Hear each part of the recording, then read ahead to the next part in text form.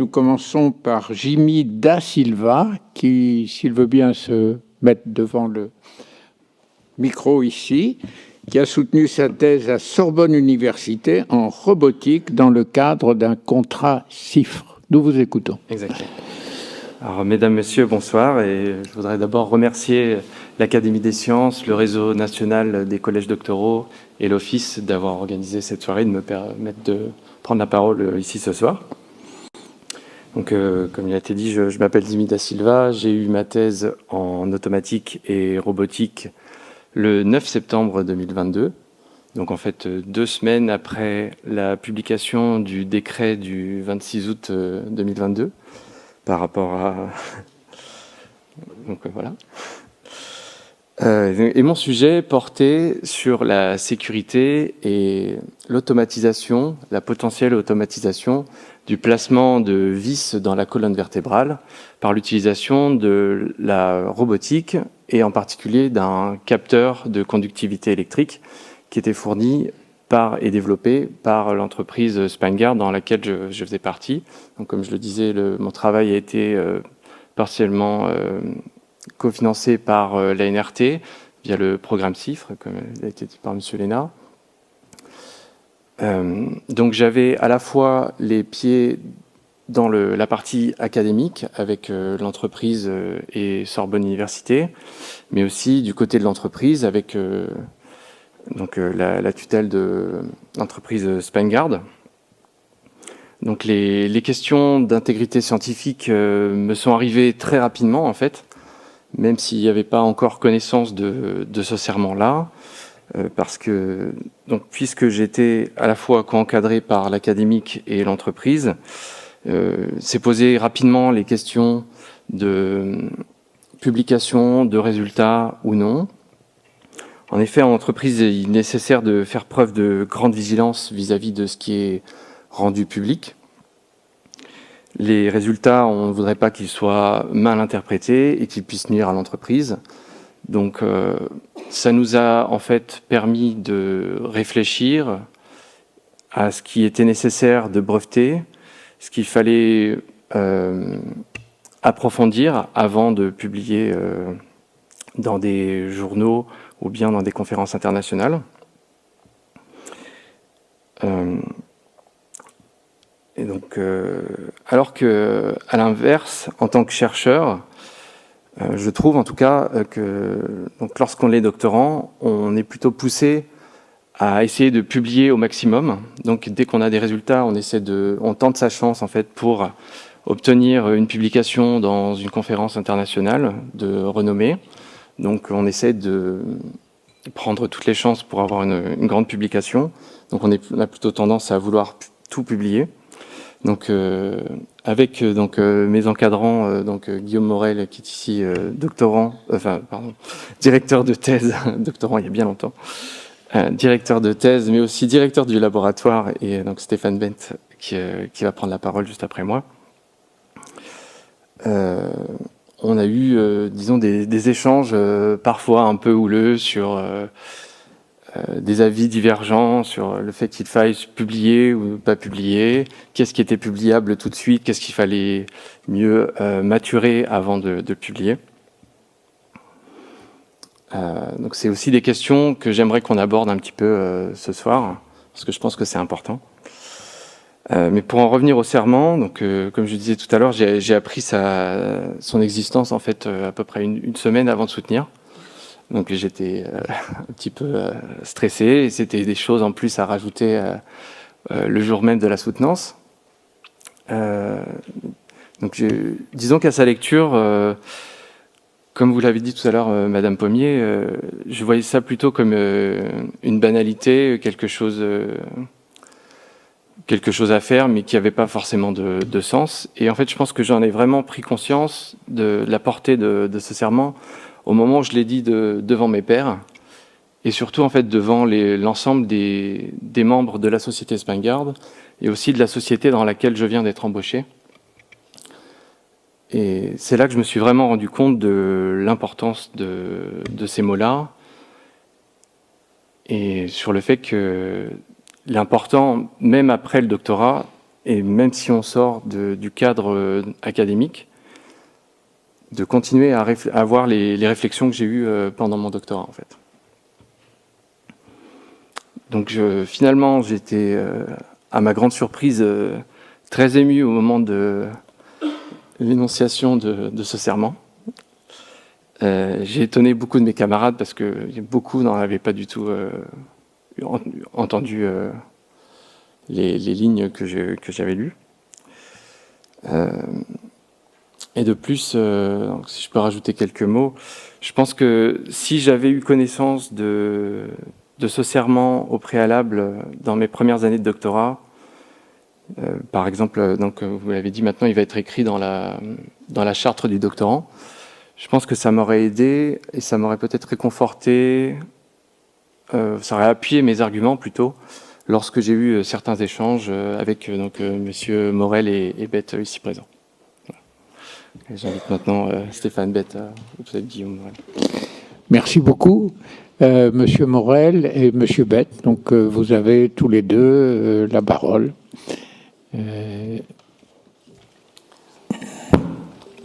Bonsoir à toutes et tous. Merci de m'accueillir ici pour témoigner dans le contexte donc d'une collaboration entre une entreprise privée et les chercheurs de Sorbonne Université en robotique.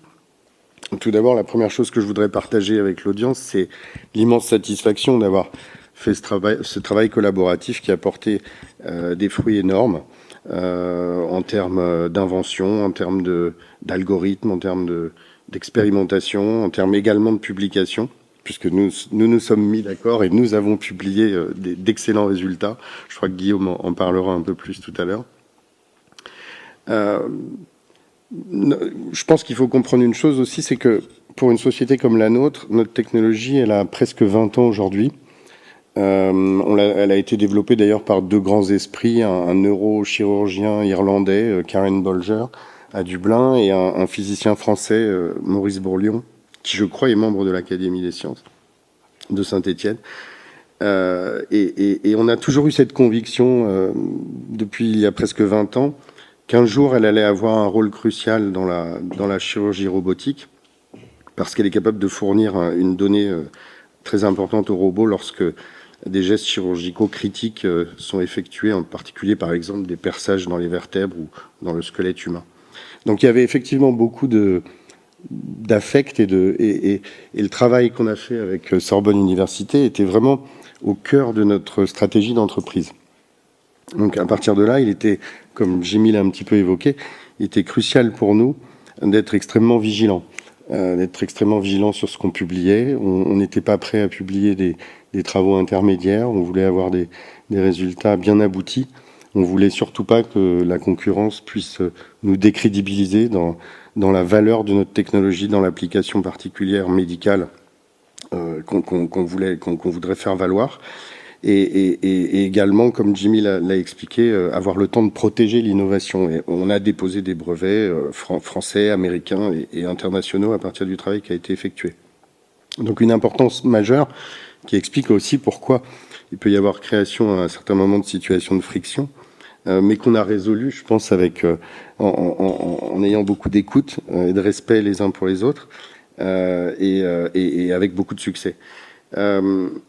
Moi, ce que je voudrais simplement dire pour généraliser, puisque en tant que représentant d'une société privée, j'ai conscience que dans un milieu académique, je suis un petit peu le vilain petit canard. Nous on est une société on fait donc des dispositifs médicaux. Alors, les dispositifs médicaux, c'est extrêmement réglementé. Et la notion d'intégrité, en fait, elle est cruciale. Elle est cruciale en entreprise également. Vous avez parlé de confiance tout à l'heure. Je pense que une société, elle fonctionne d'abord sur la confiance entre la direction et les employés. Elle fonctionne avec la confiance avec les partenaires, qu'ils soient scientifiques, industriels, commerciaux. Elle fonctionne aussi et d'abord par la confiance des clients, sans qui le business model n'existe pas. Et je pense que si une entreprise veut s'inscrire dans la durée, elle doit être honnête, elle doit être intègre. Il y a évidemment des contre-exemples, mais je pense qu'ils ne tiennent pas dans la durée. Donc, à ce titre-là, je pense qu'il y a un alignement excellent entre la notion de prêter serment pour des chercheurs et la notion, de façon plus générale, de veiller à ce que chaque individu d'une société soit intègre. On répond aux exigences réglementaires, par exemple, par des systèmes qualité extrêmement compliqués, c'est un peu des monstres de documentation. On explique ce qu'on va faire, ensuite on démontre qu'on a effectivement fait ce qu'on avait dit qu'on allait faire, et puis après on explique que ce qu'on a fait répond aux exigences réglementaires. Mais tout ça n'a absolument aucune valeur et s'écroule immédiatement si les individus au quotidien qui font le travail, qui délivrent les conceptions des dispositifs médicaux, en particulier dans notre cas, ne sont pas intègres. Donc cette notion d'intégrité est centrale et voilà, moi en tant que chef d'entreprise, je suis très content d'avoir du sang neuf qui arrive et qui a prêté serment d'intégrité avec évidemment l'apport scientifique que nous apporte la qualité des chercheurs français. Voilà. Merci.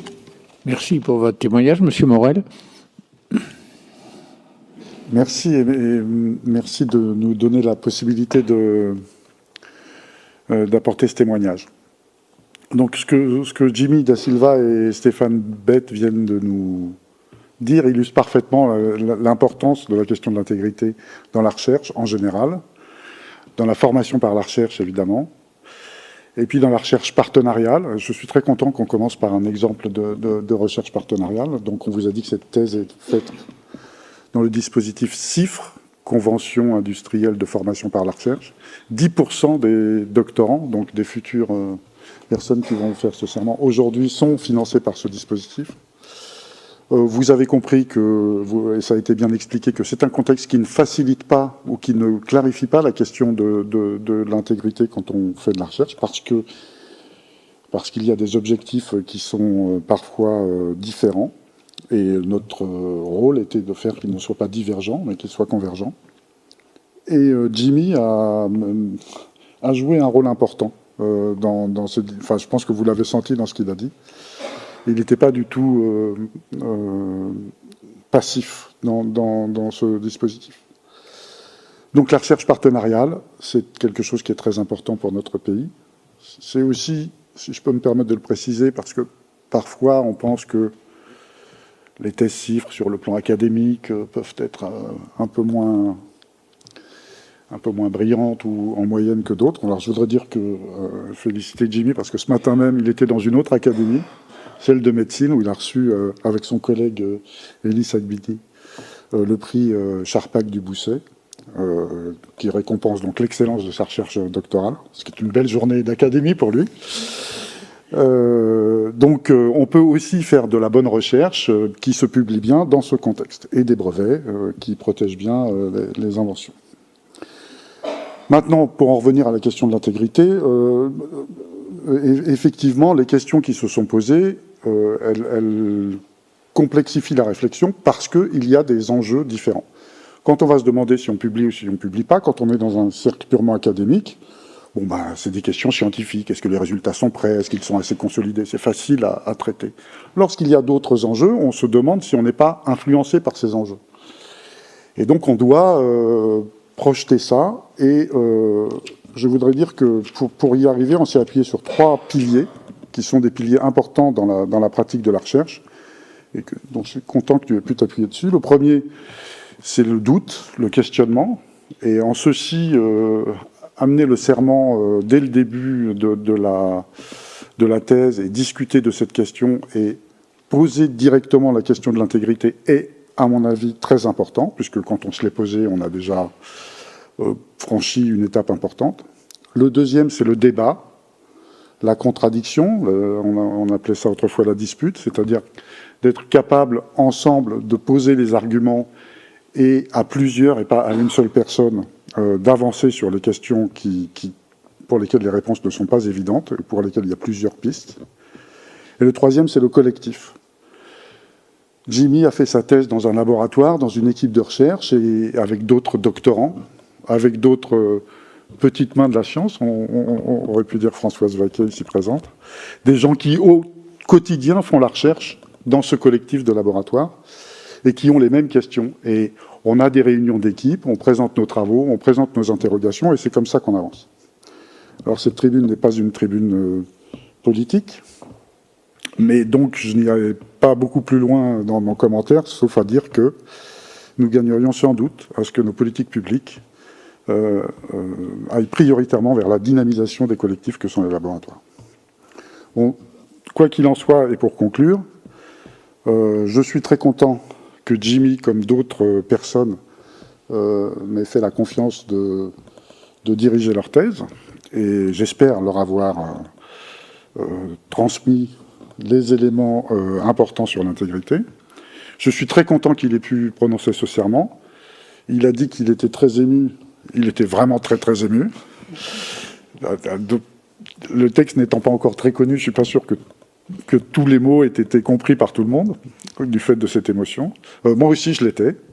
Je suis très content que tu aies pu le faire. Tu as bien mérité d'être parmi les premiers à le prononcer. Et je voulais remercier vous tous et toutes qui avez contribué à mettre en place ce dispositif. Il nous reste, nous, communauté de recherche, à nous en saisir, à le faire vivre collectivement. Donc. Merci.